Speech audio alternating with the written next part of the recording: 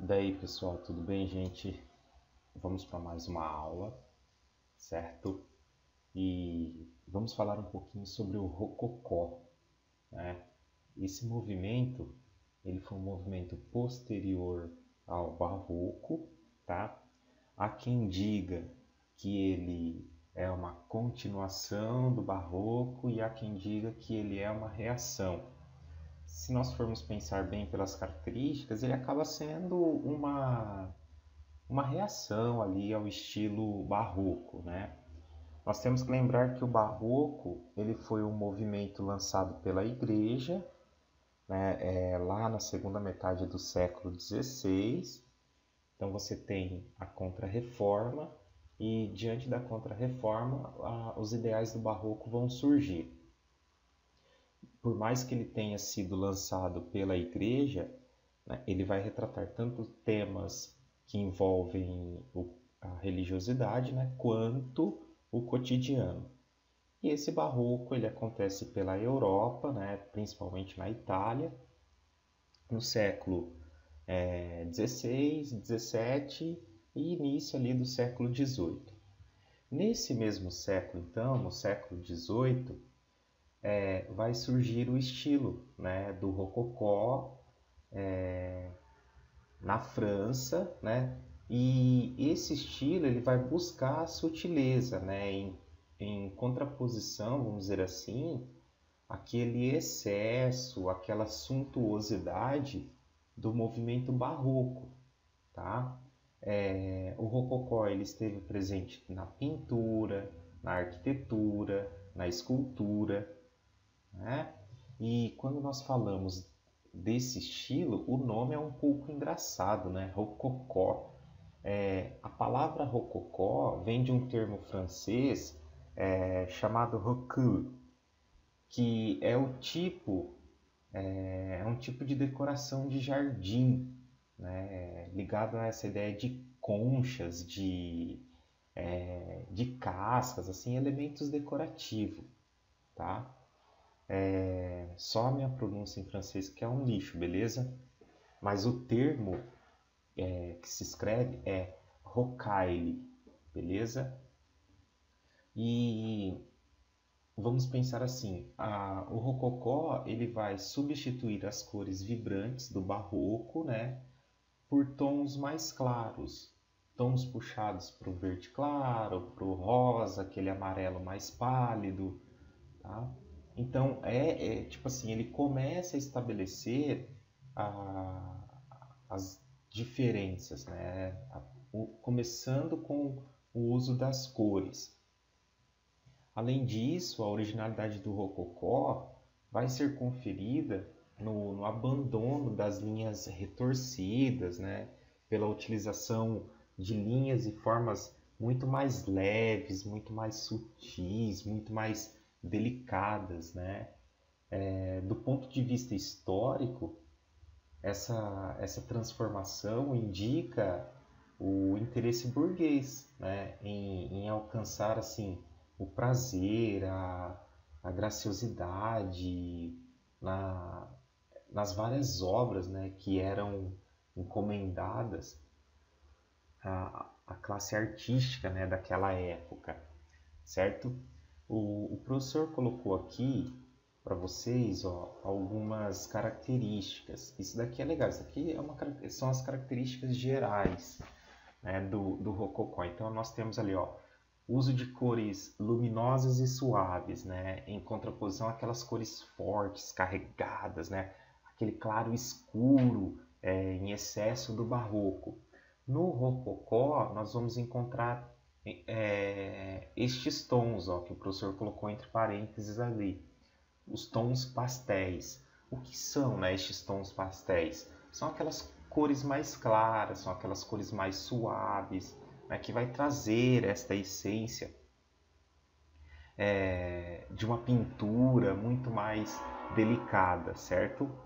O segundo tópico, estilo artístico marcado pelo uso de linhas leves, sutis e delicadas, né, priorizando estas linhas curvas.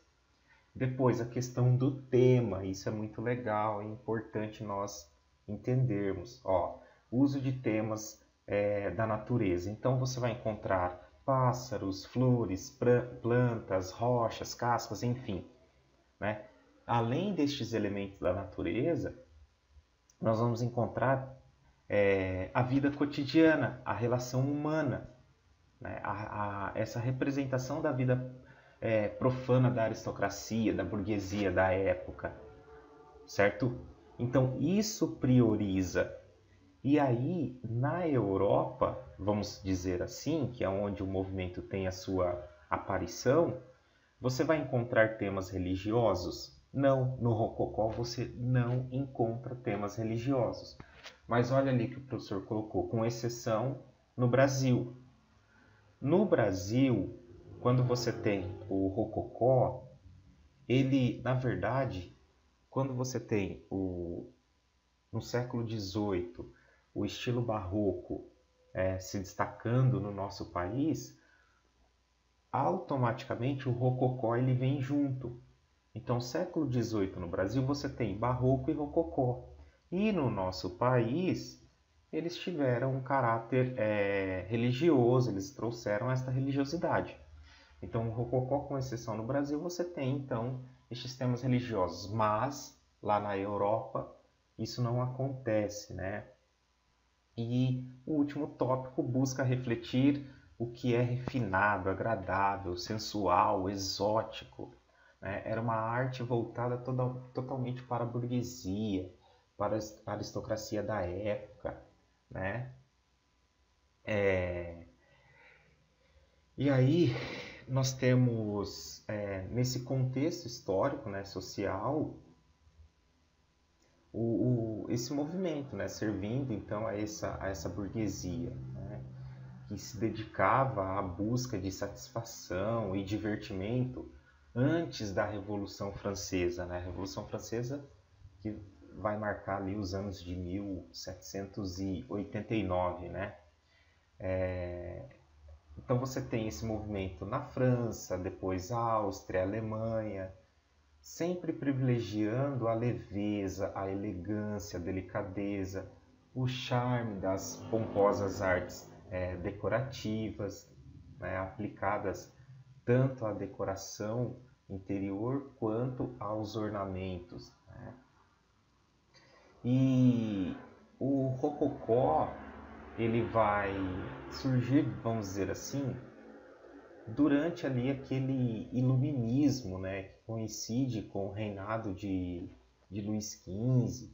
O iluminismo foi um movimento cultural, né, da elite de intelectuais do século XVIII na França, que procurou mobilizar o poder da razão a fim de reformar a sociedade e o conhecimento prévio, né, das pessoas. Promoveu o intercâmbio intelectual e foi contra a intolerância e os abusos da igreja e do Estado. E aí você tem então um movimento surgindo nesse contexto, certo? O que mais que a gente pode pensar, né? O Rococó ele desponta com o otimismo que algumas pessoas sentiam em resposta a tantas transformações econômicas, sociais, manifestando uma nova forma de pensamento, tá? Vamos pensar assim, em que setores da sociedade abandonaram o formalismo de épocas anteriores e começaram a perseguir a diversão e a felicidade, né, vamos dizer assim, das pessoas, ok? E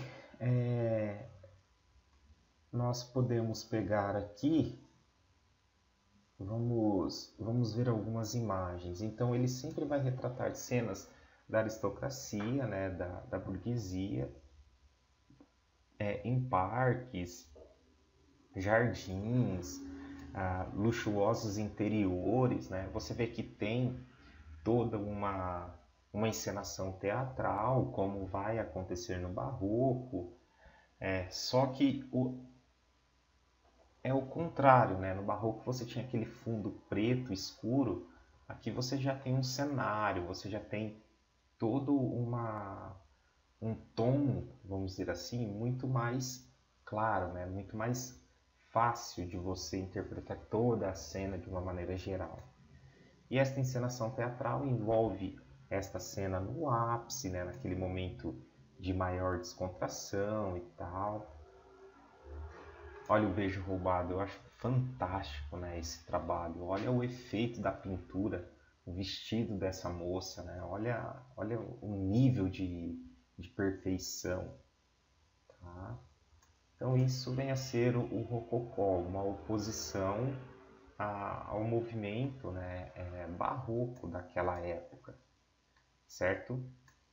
E a arquitetura que vai refletir no gosto da sociedade, né, mais elegante, suave e bem mais leve em relação ao barroco. A tendência da decoração vai se adequar, né, aos espaços confortáveis, mais intimistas, né, como estes interior das residências, que serviam como a moradia, né, dessa nobreza e tal. E os aposentos com formas mais retangulares, né, com cantos arredondados, isso é importante a gente lembrar. As paredes vão ser muito mais planas, muito mais suaves, né, bem diferente daquele barroco que era mais ornamentado. As portas vão ganhar pequenos entalhes ali delicados, tá? E vamos dizer assim, exploravam a utilização de imensos painéis decorativos. Isso é muito importante, né? A tapeçaria também, né? Para envolver, certo? Isso daqui é uma fachada, Palácio Episcopal, na Baviera. Então dá para a gente ver mais ou menos o estilo da arquitetura do Rococó. É muito mais leve, muito mais delicada em relação ao barroco.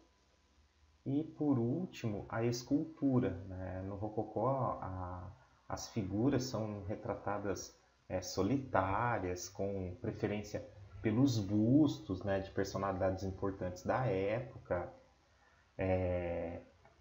Uma coisa legal vai ser a mescla entre a realidade, né, e a idealização, né? Então você trabalha tanto com o real quanto com aquilo que é idealizado.